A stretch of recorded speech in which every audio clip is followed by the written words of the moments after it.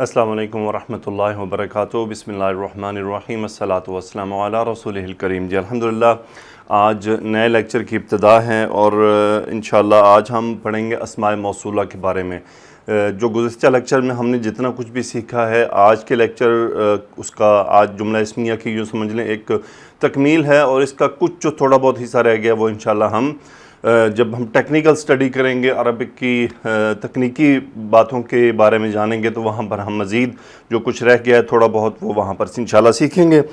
اسماء موصولہ کا استعمال عربی میں جس طرح انگلش میں دیٹ کے لیے دوز وغیرہ کے لیے استعمال ہوتا ہے کہ دیٹ گلیٹرز، یہاں پہ لکھا ہے نا all that glitters is not gold, کہ جو چمکتا ہے وہ جو سب چمکتا ہے وہ سونا نہیں ہوتا۔ God helps those who helps themselves، یعنی اللہ ان کی مدد کرتا ہے جو اپنی مدد آپ کرتے ہیں۔ یہ جو لفظ ہمارے پاس اردو میں آ رہا ہے اسے کہا جاتا ہے جس، جہاں، جون سا وغیرہ، یہ کنیکشن ہوتے ہیں، بیسیکلی اسماء موصولہ کہلاتے ہیں۔ اور قرآن پاک میں ان کا استعمال جو کثرت سے کیا گیا ہے وہ ما اور من کے ذریعے کیا گیا ہے۔ جی قرآن پاک میں ان کا استعمال ما اور من کے لیے کیا گیا ہے، جیسا کہ میں اگر آیت مبارکہ کا حصہ لکھوں، للہ ما فی السماوات والارض۔ اب اگر اس پر آپ غور کریں کہ ما میں نے آپ کو بتایا جملہ اسمیہ میں نفی کے لیے ہوتا ہے اور یا پھر سوالیہ کے لیے ہوتا ہے۔ آج جو میں آپ کو تیسرا ما بتا رہا ہوں یہ موصولہ کے لیے ہوتا ہے اور یہ جملے میں بیچ میں آتا ہے، جبکہ نفی کا اور سوالیہ کا شروع میں آئے گا۔ یہ بات آپ نے یاد رکھنی ہے کہ وہ جملہ اسمیہ کی صدارت چاہتے ہیں کہ وہ شروع میں آنا چاہتے ہیں۔ اب یہ جو ما ہے اس کا مطلب ہے جو، للہ ہی اللہ ہی کے لیے ہے جو کچھ فی السماوات آسمانوں میں ہے اور زمین میں ہے۔ تو یہ ما یہاں پہ اس کا ذکر ہو رہا ہے اور ایک من استعمال ہوتا ہے۔ دیکھیں من ہم نے ابھی پڑھا ہے جس کا مطلب ہے ہو، کون، لیکن ایک من ہے جو موصولہ کے لیے استعمال ہوتا ہے۔ لیکن انشاءاللہ یہ ہم تب سیکھیں گے جب ہم قرآن پاک کی پریکٹس کریں گے، یا جب پھر ہم جملہ فعلیہ کو آگے لے کر چلے جائیں گے تو پھر مزید وہاں پہ اس کی تفصیل آئے گی۔ اور آج جو میں آپ کو اسماء موصولہ پڑھانا چاہ رہا ہوں اس کی ایک مکمل لسٹ ہے۔ جی اسماء موصولہ جو میں آج آپ کو پڑھانا چاہ رہا ہوں ان کی ایک لسٹ ہے، میں پہلے وہ آپ کو لسٹ بنا دیتا ہوں۔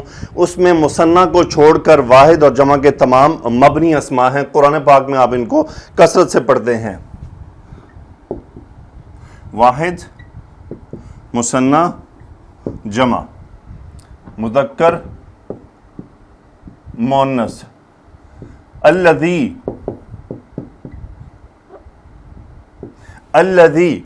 اب الذی کا مطلب ہے وہ جو ایک مذکر، الذی، اللذانی وہ دو مذکر،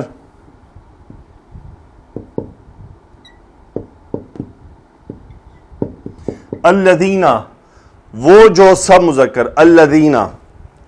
مؤنث کے لیے آتا ہے اللتی، اللتی وہ ایک مؤنث، اللتانی وہ دو مؤنث، اور اللاتی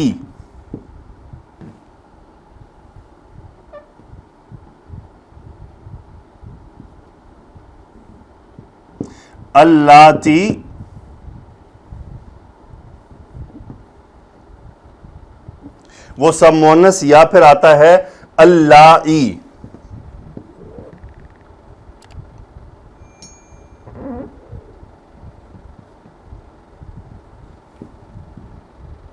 اللائی تو الذی وہ ایک مذکر، اللذانی وہ دو مذکر، الذین وہ سب مذکر، وہ جو کا ضروری ہے، اللتی وہ جو ایک مؤنث، اللتانی وہ جو دو مؤنث، اللاتی وہ جو سب مؤنث۔ اب اس کا مثنیٰ کا رفع یہ تو ہو گیا، رفع میں نصب اور جر کیا ہے؟ اللذینی، اللذینی اور اللتینی، اللتینی اللتینی.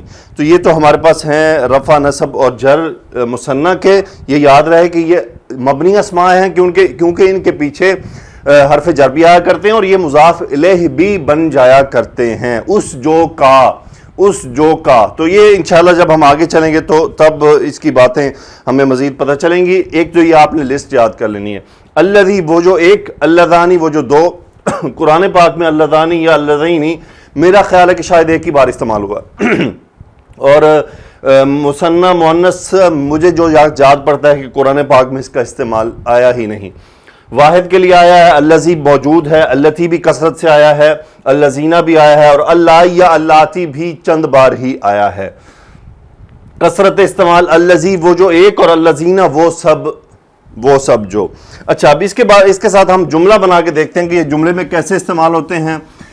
مزید یہ بات کہ ان کا جو کثرت سے استعمال ہے وہ فعل کے ساتھ ہوتا ہے. اب میں ایک جملہ آپ کے سامنے لکھتا ہوں. وہ طالب علم جو محنتی ہے زید کا بیٹا ہے.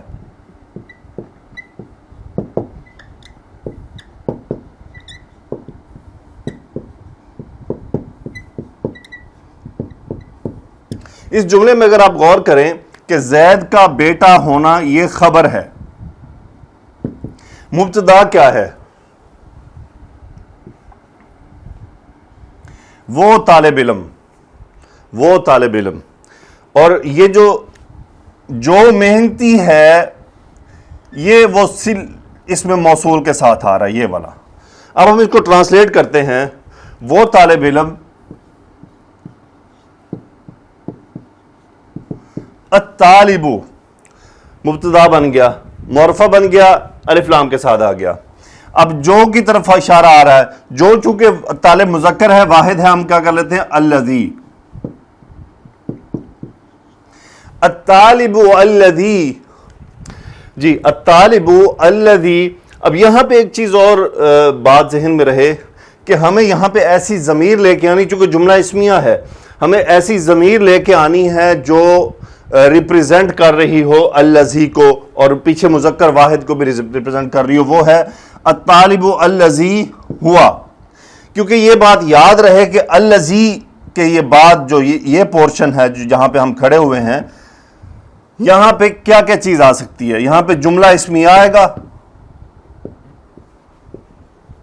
جملہ فعلی آئے گا، یا پھر یہاں پہ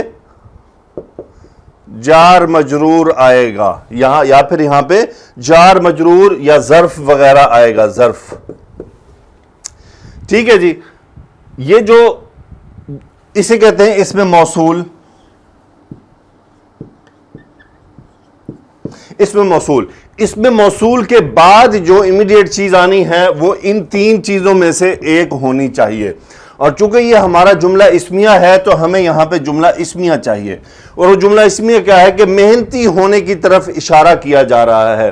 الطالب الذی ہوا مجتہد.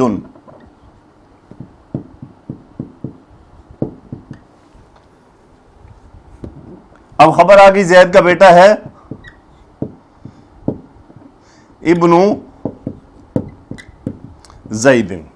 الطالب الذی هو مجتہد ابن زید.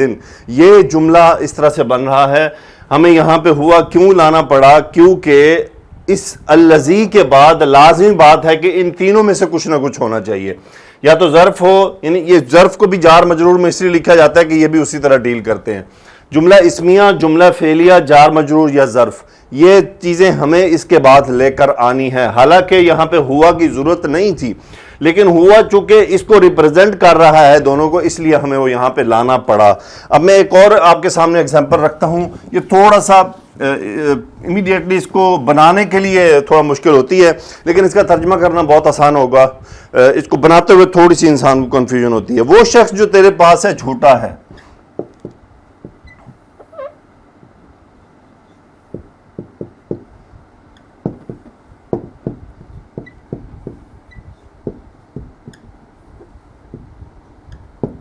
جھوٹا ہے. اس میں خبر ہے جھوٹا ہونا. شخص اس میں مبتدا ہے جو تیرے پاس ہے. اب دیکھیں یہاں پہ ہمیں ضمیر نہیں لانی پڑے گی کیونکہ یہاں پہ ضمیر کے بغیر ہی ہماری ریکوائرمنٹ پوری ہو رہی ہے. وہ شخص الرجل الذی عندک، الرجل الذی عندک کاذب۔ اب یہاں پہ ہمیں ہوا نہیں لانا پڑا کیونکہ یہاں پہ ہمارے پاس آلریڈی ایک جار مجرور جو کہہ رہے ہیں ظرف ہمارے پاس موجود ہے، اس لیے ہمیں یہاں پر ضمیر نہیں لانی پڑی۔ الرجل الذی عندک کاذب، وہ آدمی، ترجمہ وہی ہوگا کہ وہ آدمی جو تیرے پاس موجود ہے وہ جھوٹا ہے۔ ایک اور ایگزامپل لیتے ہیں،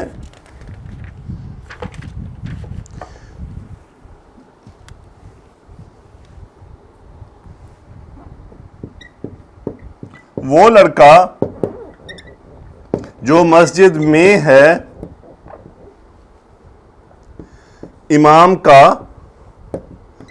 بیٹا ہے۔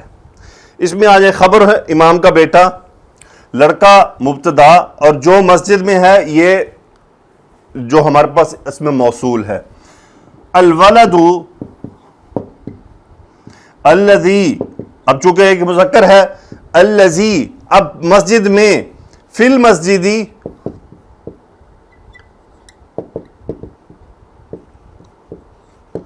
ابن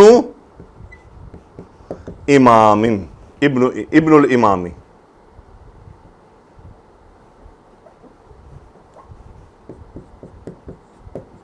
ابن الامامی۔ تو یہ اس کا استعمال ہے، یہ بات یاد رکھیے کہ ان کا کثرت سے استعمال آتا ہے فعل کے ساتھ۔ البتہ یہ جملہ اسمیہ میں بھی استعمال ہوتا ہے، استعمال ہو سکتا ہے۔ میں اس کی چند ایگزامپل آپ کو دوں گا جس میں آپ عربی سے اردو میں ٹرانسلیٹ کیجئے گا تو آپ کو وہاں پر اندازہ ہوگا، اور کچھ میں اردو تو عربک بھی دوں گا۔ بات اس میں جو امپورٹنٹ ہے کہ یہ اب صلہ کہلائے، یہ اس میں موصول ہے، اسے کہتے ہیں اس میں موصول۔ یہ ہو گیا مبتدا، یہ ہمارے پاس ہے خبر۔ دیکھیں دونوں کی ریکوائرمنٹ پوری ہے نا، یہ تنوین کے ساتھ نکرہ، یہ معرب باللام مبتدا۔ اب یہ بیچ میں کیا ہے؟ یہ ہے اس میں موصول، اور یہ کہلاتا ہے اس کا صلہ۔ یہ صلہ بیسیکلی چین کو کہتے ہیں کہ یہ کنیکشن ہے، سو اس کا کنیکشن لازمی طور پر اس کے ساتھ ہوتا ہے، اس کا کنیکشن لازمی اسی کے ساتھ ہوگا، اور یہ پورا کہلایا جائے گا صلہ موصول، یعنی موصول پلس صلہ ہے۔ یہ جملے میں تیسرا حصہ ڈیولپ کر رہا ہے جس کا کنیکشن مبتدا کے ساتھ ہے۔ الرجل الذی عندک کاذب، وہ آدمی جو تیرے پاس ہے جھوٹا ہے۔ زیادہ تفصیل اس کی مزید اس وقت ہوگی، ہمارا اس کا استعمال کرنا زیادہ آسان اس وقت ہے جب ہم اسے فعل میں استعمال کریں گے۔ انشاءاللہ جب ہم جملہ فعلیہ شروع کریں گے، نیکسٹ لیکچر سے ہمارا فعل شروع ہو جائے گا، اس میں انشاءاللہ میں آپ کو اس کو استعمال کر کے دکھاؤں گا، وہاں اس کا استعمال بہت آسان اور زیادہ سمجھ آنے والا ہے انشاءاللہ۔ مجھے پتا ہے تھوڑی سی آپ کو ہو سکتا ہے آج کے لیکچر میں ڈیفیکلٹی فیل ہو، اس کو بس آپ نے فیل ہی کرنا ہے، زیادہ سر پر سوار نہیں کرنا انشاءاللہ، کوئی بات نہیں۔ یہ کچھ ٹاپک عربی میں ایسے ہوتے ہیں جو امیڈیٹلی ہمیں تھوڑے سے کنفیوژن، ہمارے لیے کنفیوژن پیدا کر دیتے ہیں۔ بس مین امپورٹنٹ کام آپ نے کیا کرنا ہے، جو میں نے آپ کو لسٹ یاد کروائی، الذی، اللذانی، اللذینی، اللذین، اللتی، اللتانی، اللتینی، اللاتی یا پھر اللائی۔ تو قرآن پاک میں جہاں پر آپ کو الذی یا اللذین ملے وہاں پر آپ نے اس کا ترجمہ دیکھنا ہے کہ وہ جو، یا اے ایوہ الذین، یہ ایوہ کیوں آیا کہ معرب باللام ہے، اے وہ لوگو جو، اے وہ لوگو جو، یا ایتھا النساء، اے عورتوں جو۔ تو اس طرح سے اس کا استعمال ہے انشاءاللہ۔ مزید آپ کو نیکسٹ جب ہم آگے چلیں گے اس میں سمجھ آ جائے گا۔ آپ نے بالکل بھی کسی چیز کو ایسے نہیں لینا کہ آج یہ ہمیں نہیں سمجھ آ رہی تو یہ کبھی بھی نہیں آئے گی، ایسا کبھی بھی نہیں ہوتا۔ وہاں بہت ساری چیزیں انشاءاللہ آگے چل کر آنی شروع ہو جائیں گی جو میرے گروپ میں شامل نہیں ہیں آج کی ڈیٹ میں۔ یہ میں اس لیے کہہ رہا ہوں کہ آج کی ڈیٹ میں، ایسا نہیں کہ آپ 2 سال بعد کو یہ لیکچر سنیں اور اس وقت وہ مجھے کہے جی مجھے گروپ میں شامل کریں، تو it is not possible for me. اس وقت نہ گروپ ہوگا نہ، کیونکہ اس طرح میرے ساتھ پچھلے لیکچر میں ہوتا آیا کہ جو لاسٹ میرے لیکچر تھے 2018 کے، اس میں یہی کہتا تھا جی گروپ کے ساتھ، گروپ میں یہ ہوگا، گروپ میں وہ ہوگا، تو پھر مجھے 2 سال بعد میسج آ رہے ہیں وہ گروپ کون سا ہے، وہ گروپ ختم ہو گیا۔ تو آج کی ڈیٹ میں جو گروپ میرے ساتھ چل رہے ہیں میل اور فیمیل کے، میں ان کے لیے کہہ رہا ہوں جو آن لائن پڑھ تو رہے ہیں لیکن گروپ کا حصہ نہیں ہے۔ گروپ میں الحمدللہ میں نے مدینہ عربک بک سٹارٹ کی ہوئی ہے جس کے 3 لیکچر ہو چکے ہیں، 3 درس۔ اگر آپ بھی وہاں شامل ہونا چاہتے ہیں تو موسٹ ویلکم۔